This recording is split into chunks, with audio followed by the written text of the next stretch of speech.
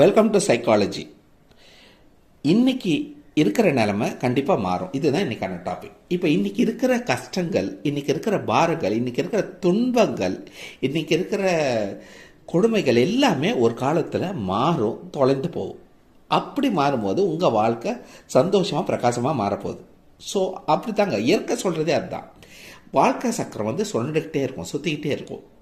மேலே இருக்கவங்க கீழே வருவாங்க, கீழே இருக்கவங்க மேலே போவாங்க, இந்த பக்கம் இருக்கவங்க இந்த பக்கம் வருவாங்க. ஸோ அந்த மாதிரி அந்த உண்மையை நீங்கள் ஏற்றுக்கணும்.